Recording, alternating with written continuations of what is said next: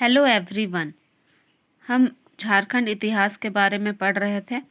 तो जिसमें हमने झारखंड के कई राजवंशों के बारे में पढ़ लिया था और इसके अलावा भी झारखंड राज्य में कई सारे राजवंशों ने अपना अधिकार किया, अपना यहाँ पे गढ़ बनाया।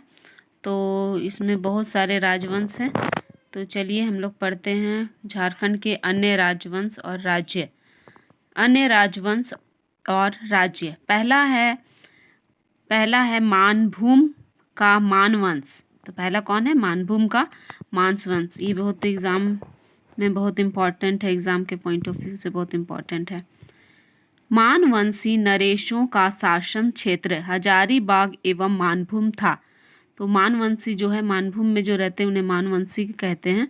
तो मानवंशी जो नरेश हुए, राजा हुए, उनका शासन क्षेत्र हजारीबाग एवं मानभूम का क्षेत्र था। हजारीबाग और मानभूम का क्षेत्र था। 8वीं सदी ईस्वी में दूध पानी शिलालेख हजारीबाग के दूध पानी नामक स्थल से प्राप्त। तो हजारीबाग में एक दूध पानी नाम स्थान है, वहाँ पे दूध पानी शिलालेख प्राप्त हुआ। एवं 14वीं सदी ईस्वी में गोविंदपुर शिलालेख जो धनबाद के निकट गोविंदपुर से प्राप्त हुआ था।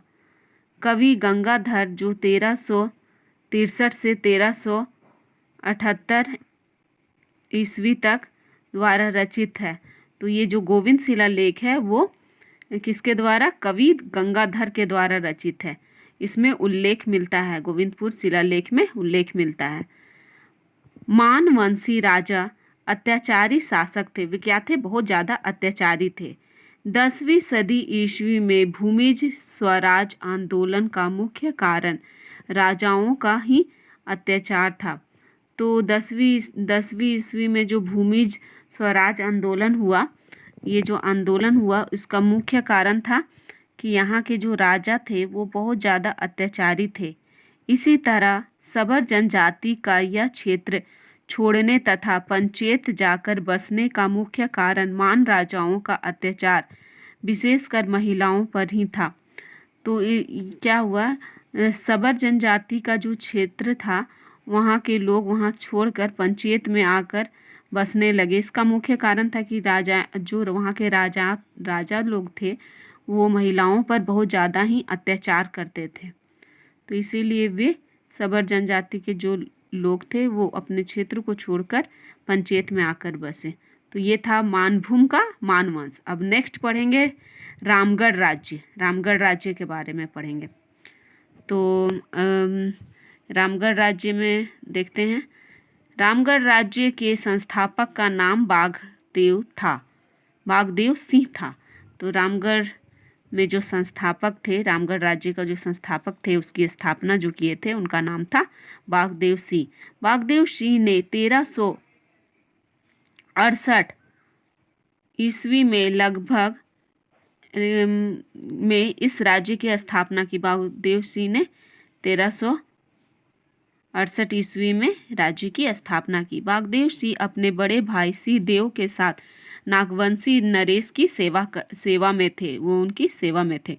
बाद में अपने स्वामी से मतभेद होने पर वे बड़का गांव क्षेत्र में परगना कर्णपुरा चले गए। फिर क्या हुआ? उनके स्वामी से मतभेद हो गया, जिसके कारण वे बड़का गांव के क्षेत्र में जो परगना कर्णपुर है वहाँ पे चले गए। वहाँ के स्थानीय शासक को पराजित कर कर्णपुरा पर अधिकार कर लिया। वहाँ के स्थानीय जो शासक थे उसको पराजित करके वहाँ पे अधिकार कर लेते हैं। धीरे धीरे उन्हें अन्य 21 परगनों पर कब्जा कर लिया और धीरे धीरे वे 21 परगनाओं पर कब्जा कर लेते हैं। बागदेव सिंह की राजधानी सिसिया थी। बागदेव सिंह की राजधानी क्या थी? सिसिया। ये बहुत इंपॉर्टेंट है, क्वेश्चन आता है कि बागदेव सिंह की राजधानी क्या थी? तो सिसिया थी। कालांतर में राजधानी बदलती रही और धीरे धीरे तो बदल ही गया राजधानी। तो रामगढ़ राज्य की राजधानी में क्रमशः इस प्रकार रहा। तो रामगढ़ राज्य का जो राजधानी था वो धीरे धीरे बदलता रहा, तो क्रमशः इस प्रकार था। सबसे पहले था सिसिया। सिसिया क्या था? प्रथम राजधानी था। फिर उसके बाद आया उर्दा, बादाम, रामगढ़, इचाक एवं पदमा। पद्मा अभी क्या है, अंतिम राजधानी है। तो रामगढ़ पहले रामगढ़ की प्रथम राजधानी सिसिया थी और अभी अंतिम राजधानी है पद्मा, इसका अंतिम राजधानी है। तो ये था रामगढ़ राज्य। अब रामगढ़ राज्य का कैसे क्या राजधानी हुआ, इसके ये था हेमंत सिंह।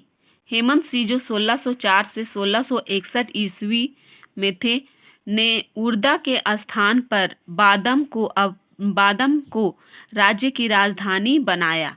हेमंत सिंह जो 1604 से 1661 ईस्वी में आए, उन्होंने बादम को राज्य की राजधानी बनाया। दलेल सिंह ने बादम के स्थान पर 1670 ईस्वी में रामगढ़ को राज्य की राजधानी बनाई। फिर दलेल सिंह जो आया बादम के स्थान पर रामगढ़ को अपनी राजधानी बना लेता है। दलेल सिंह द्वारा राज्य की राजधानी परिवर्तन का मूल कारण बादम का भौगोलिक व सामरिक दृष्टि से असुरक्षित होना है। वो क्या था, भौगोलिक और सामरिक दृष्टि से असुरक्षित था। सिंहदेव के वंशज तेज सिंह जो 1772 से 1780 ईस्वी तक थे, तेज सिंह 1772 ईस्वी में रामगढ़ नरेश बने। वो क्या बने, सिंहदेव के जो वंशज थे तेज सिंह, वो रामगढ़ के नरेश बन जाते हैं। इस तरह राज्य पर राजकुल की दूसरी शाखा का शासन स्थापित हुआ। उन्होंने शासन का संचालन राजधानी इचाक से किया। 1880 ईस्वी में रामगढ़ राज्य की बागडोर राजकुल की तीसरी शाखा के हाथ में चली गई। इस शाखा के प्रथम शासक कौन थे, ब्रह्मदेव नारायण सिंह थे। इस शाखा ने पद्मा, हजारीबाग से 22 किलोमीटर की दूरी पर स्थित है पद्मा, को राज्य की राजधानी बनाया। पद्मा में स्थित राजप्रसाद के अवशेष आज भी मिलते हैं, विद्यमान है। 1937 ईस्वी में कामाख्या नारायण सिंह रामगढ़ के राज्य के शासक बने। 1937 में कौन बना था, कामाख्या नारायण सिंह, जो रामगढ़ राज्य के शासक बने। 26 जनवरी 1955 ईस्वी को बिहार राज्य भूमि सुधार अधिनियम की धारा 3 के तहत रामगढ़ राज्य का अस्तित्व समाप्त कर दिया। तो क्या हुआ था, 26 जनवरी 1955 को बिहार राज्य भूमि सुधार अधिनियम की धारा 3 के तहत रामगढ़ राज्य का अस्तित्व क्या हो गया, समाप्त हो गया। नेक्स्ट है खड़कदीहा राज्य। खड़कदीहा राज्य की स्थापना 15वीं सदी ईस्वी में हुई। इस राज्य के संस्थापक का नाम हंसराज देव था। खड़कदीहा राज्य के संस्थापक का नाम, जो दक्षिण भारत से यहाँ आए थे। उसने बदावत जाति के शासक को पराजित कर हजारीबाग के 90 किलोमीटर में फैले क्षेत्र पर अधिकार कर लिया। उसने क्या किया, बदावत जाति के शासक को पराजित किया और हजारीबाग के 90 किलोमीटर फैले हुए क्षेत्र पर अधिकार कर लिया। इस राजवंश ने उत्तरी बिहार के ब्राह्मण जमींदार परिवारों से वैवाहिक संबंध स्थापित किए। उत्तरी बिहार के ब्राह्मण से क्या करते हैं, विवाह संबंध स्थापित करते हैं। चौथा है पंचेत राज्य। पंचेत राज्य मानभूम क्षेत्र का सबसे शक्तिशाली राज्य था। ये सबसे शक्तिशाली राज्य था। अनुश्रुतियों के अनुसार काशीपुर नरेश के पुत्र ने पंचेत राज्य की स्थापना की। ये ऐसा कहा जाता है कि काशीपुत्र के जो नरेश के पुत्र थे, उन्होंने पंचेत राज्य की स्थापना की। काशीपुर नरेश की रानी ने जगन्नाथपुरी की तीर्थ यात्रा के क्रम में एक बच्चे को अरुण वन, यानी कि आज का जो पंचेत है, वहाँ पे जन्म दिया। बच्चे को यहीं छोड़ वे लोग ठाकुर द्वारा जगन्नाथपुरी की ओर बढ़ गए। उसको छोड़ के बढ़ जाते हैं। यही बच्चा बड़ा होकर इस राज्य का संस्थापक बन जाता है।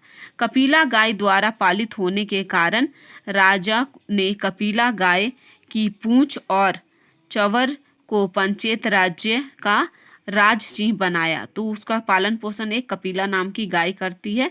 इसीलिए पंचेत राज्य का राज चिन्ह गाय का पूंछ और चवर को बनाया जाता है। इसी कारण वह गौमुखी राजा के नाम से भी प्रसिद्ध हो जाता है।